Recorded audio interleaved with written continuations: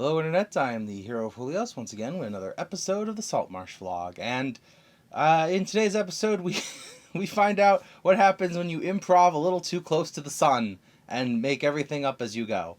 So, my players currently hunting after the pirate Calcifer and his crew. They heard some rumors. They heard that the first mate will mess you up with his club. They're level 5 right now. So I think they're under the impression that it's an ogre, because that's a challenge rating 2 monster, and the captain is probably level appropriate to them. I have decided, over the course of the last 2 weeks actually, so before I even recorded my last session, that the first mate is going to be a Cyclops. That is a challenge rating 6 monster. For those of you who have been watching this far in and don't know what challenge rating is, that means 4 level 6 is a fair fight for a challenge rating 6 monster. That being said, I also realized while they were fighting and being died on the dock of the deck of the Sea Ghost that pirate ships can have a ship's wizard and a bosun, and there can be more than just one evil captain who is very strong. So, my players are about to meet in the next session the first mate, a Cyclops, and the ship's wizard. If they get the Cyclops down to half HP, because I'm sure a fight is definitely going to ensue here, I will have the Cyclops and the wizard flee, leaving behind what, adds what extra pirates they have to sort of hold off the enemy. This is not going to be the most fair fight in the world for them, though, because I may have accidentally trapped 2 of the players. So here's how things went down. The 2 new rogues, they have, their passive perception and their passive investigation, and they both have really good stats in those departments. So to help them get into their new characters, I wanted to flavor something for them to overcome. So with the 2 new rogue characters, their players really wanted to make use of their passive abilities, which is, passive perception is a very commonly used D&D term, but you can technically do passives for anything. For example, if the barbarian has a plus 10 to their athletics, do they really need to make a check to scale up a wall, or are you, as the DM, kind of just hoping they'll fail? It helps keep the flow of the game going if you roll less for things that they are probably going to succeed on anyways. Regardless, they had a passive perception and a passive investigation between the 2 of them that were very high, so they wanted to avoid a lot of traps.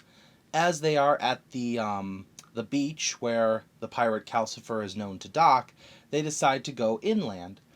I decide it would be fun if they passively ignored a bunch of traps. They just got past a bunch of different traps left and right, and that led them to a small cabin.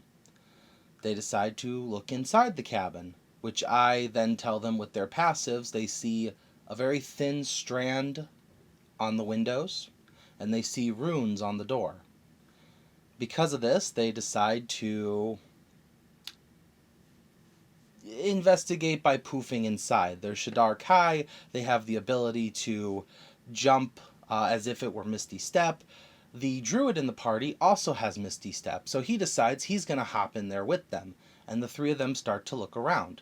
Me just kind of haphazardly describing the area, because I'm just homebrewing as I go, I tell them, okay, this room's got a bed, it's got a dresser, it has a wardrobe, it has a empty bookshelf, and it has a mirror on the wall. And they go, well, how big's the mirror? I look around the room that we're playing D&D in, I see one of the TVs that the store has that they use for their advertisements, and I say, oh, it's about as big as that TV. And they go, oh, okay. So they're investigating, they're looking around, and one of the 2 rogues decides, hey, I'm going to investigate the mirror. And I say, okay. And look, if you're investigating something, you have to be looking at it. That's only fair.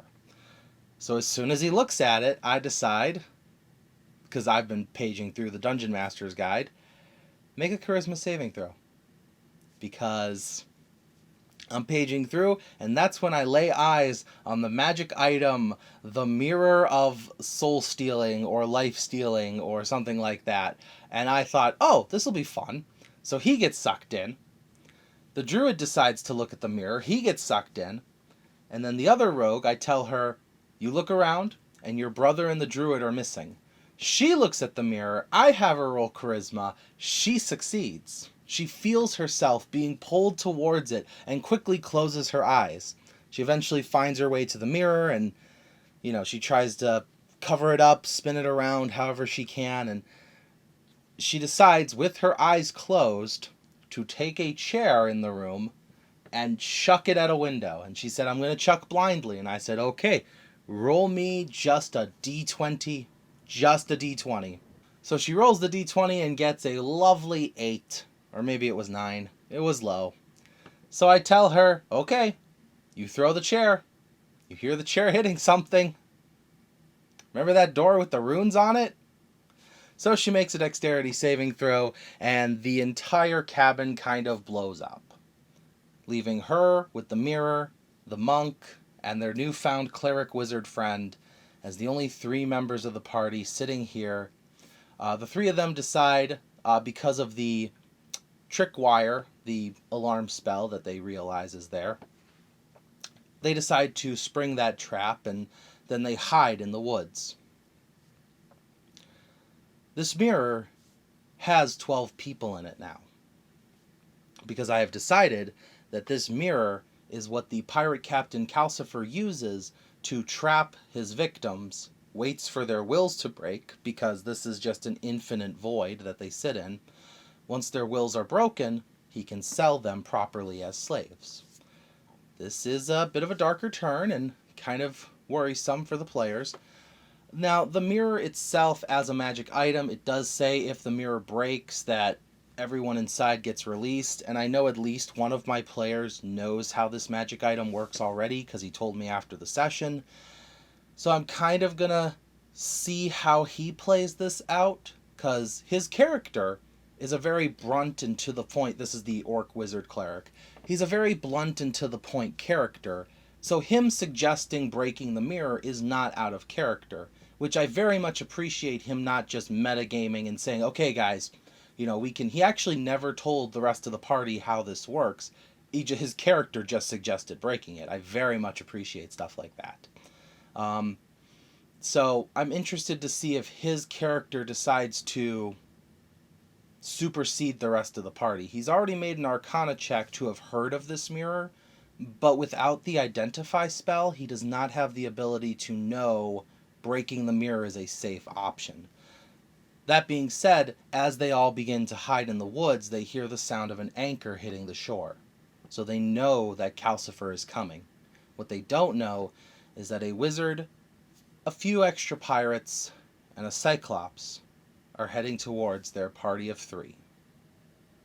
So yeah, let's see how that goes, because I think it'll be fun. Maybe they'll get captured. Maybe they'll defeat the cyclops by getting them to half health. However they do it, they will be leveling up after this session. So I have to prepare myself for level 6 shenanigans, but that's not really your problem. That's mine. Thank you for watching as always, and I will see you in the next video. This is the Hero of Julios, Xing out.